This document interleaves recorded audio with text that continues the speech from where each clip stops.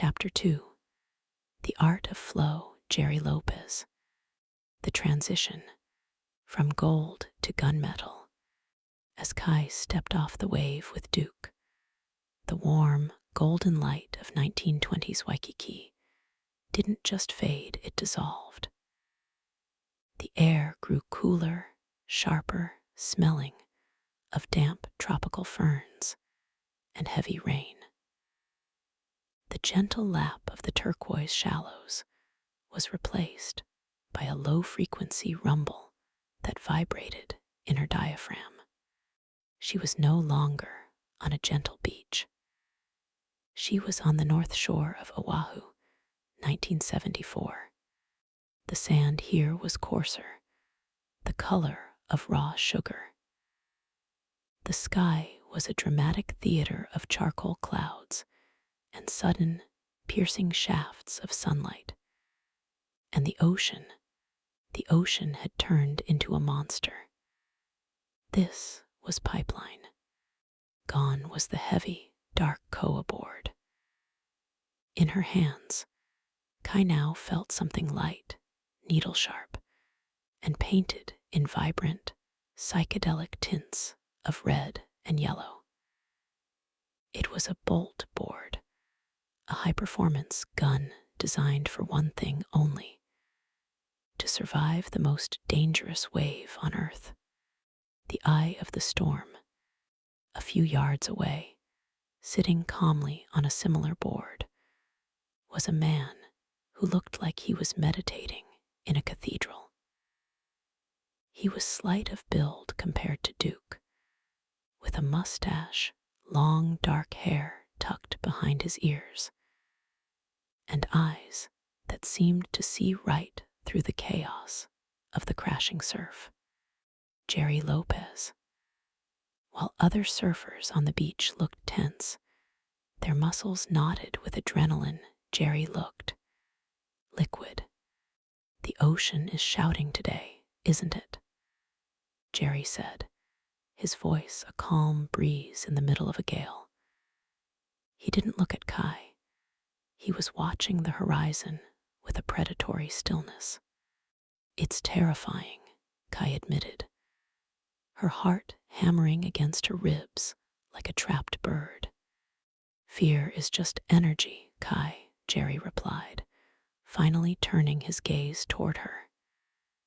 "If you fight it, it becomes a wall.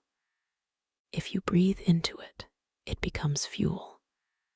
Most people think surfing Pipeline is about strength.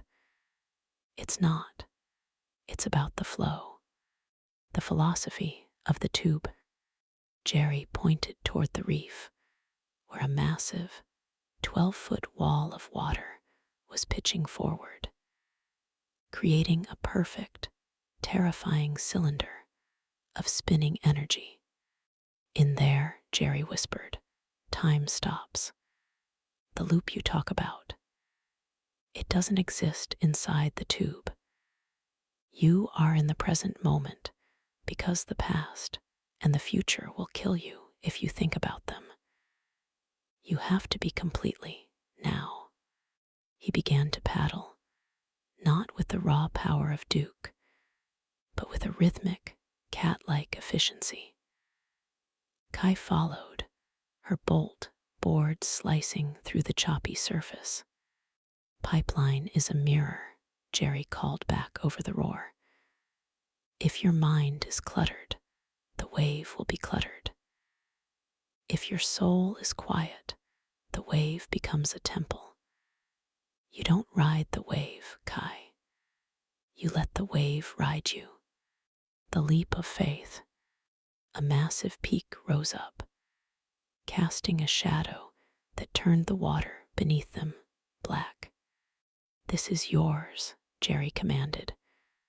"Don't look at the bottom. Look at the exit. Find the silence in the center of the noise." Kai turned. The drop was vertical. It felt like falling off a building. For a split second, her mind screamed at her to pull back, to retreat to the safety of the shore.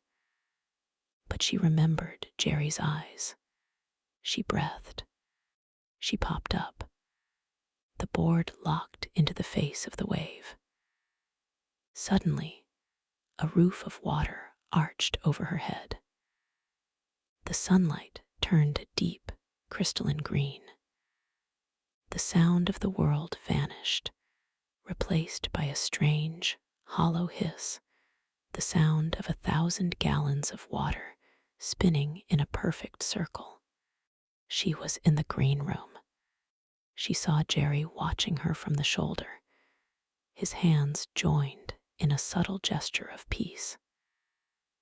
In that tube, Kai understood, mastery isn't about control. It's about surrender. Chapter 2, The Art of Flow, Part II, The Zen of the North Shore. The architecture of the peak.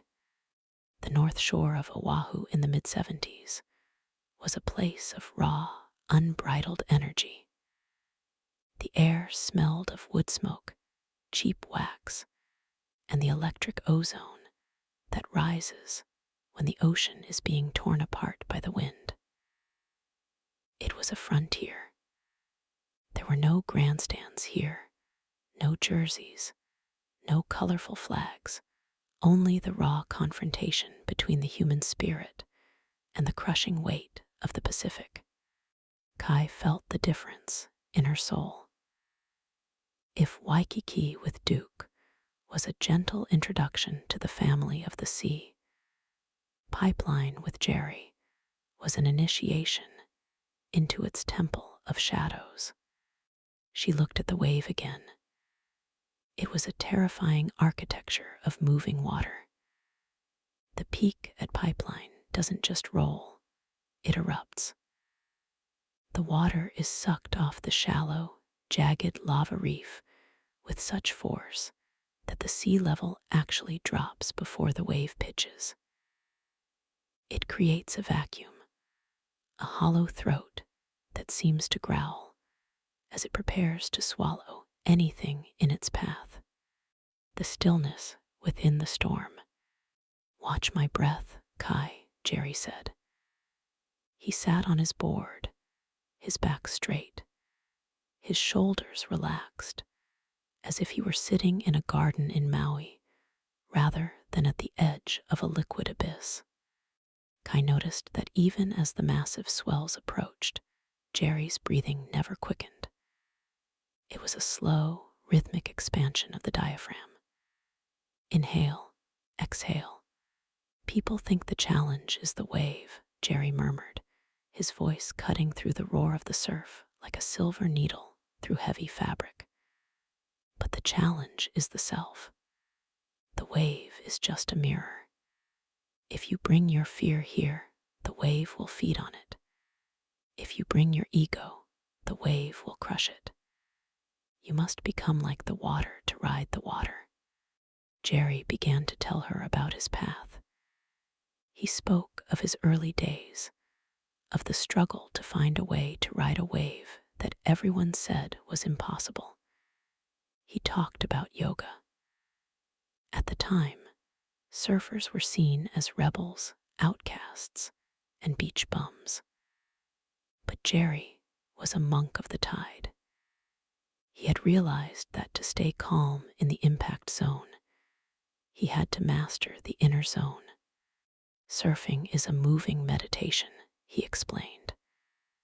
When I am inside the tube, I am not thinking about the next turn. I am not thinking about who is watching from the beach. I am not thinking about the loop of my life. I am simply being. The moment you think about the exit, you lose the present. And the present is all we have. The alchemy of the bolt. He patted his board, the iconic lightning bolt. It was a weapon of precision. In the old days with Duke, the boards were heavy, made to glide on the water. But here, we need to go into the water. This board is an extension of my nervous system. It's narrow, It's fast, and it's designed to lock into the curl, that sweet spot where the gravity of the earth and the energy of the ocean meet. He looked at Kai's board. Your board is light because your spirit must be light. Don't fight the rail. Don't fight the drop. Surrender to the fall. The descent into the Emerald Cathedral. A set arrived that silenced the entire lineup. It was a second reef swell waves that broke far out at sea before doubling in size as they hit the inner reef. The first two waves passed, mountains of moving sapphire. This one, Jerry said, a slight, knowing smile touching his lips. This is your breath, Kai. Kai turned her board. She felt the massive surge of energy lifting the tail of her craft. The horizon disappeared, replaced by a wall of water that looked like a sheet of moving glass. She paddled 3 deep, purposeful strokes. Then the floor dropped out. It was a free fall. For a heartbeat, Kai was weightless, suspended in the air as the board accelerated to a speed that made her eyes water. She bottom turned, driving her rail into the base of the wave. Suddenly, the world changed. The lip of the wave threw itself over her head. The sky vanished. She was encased in a spinning cylinder of green light. The noise of the outside whirled the wind, the shouts. The crashing was replaced by a surreal, muffled hum. It was the sound of the green room. Inside the tube, time stretched like a piece of warm wax. She saw the individual ripples on the face of the wave. She saw the spit, the mist of compressed air being blown out of the end of the tunnel. She felt a profound, crystalline clarity. Jerry was right. There was no past. There was no future. There was only the edge of her board and the spinning wall of the Pacific. She emerged from the tube into the blinding sunlight, exhilarated, her soul vibrating at a frequency she had never known. She looked back and saw Jerry gliding out of a tube twice as large, his arms down by his sides, a picture of ultimate zen, the lesson of the flow. They paddled back out as the sun began to dip toward the horizon, casting long, dramatic shadows over the palms of the North Shore. You found it, Jerry said softly as they sat together in the fading light. The flow. It's not just for surfing, Kai. It's for everything. When the world gets loud, when the loop tries to pull you back into the noise, you must find that green room inside yourself. That place where you are centered, where you are quiet, and where you simply allow the energy to pass through you. He looked at the darkening horizon. But remember, the flow is gentle, yet it can move mountains. Now, you must learn about strength. You must learn about the fire that burns in the heart of those who refuse to be told no. The scenery began to shift again. The lush greens of Hawaii started to fade into the rugged limestone cliffs of Australia. The warm air turned brisk and salty.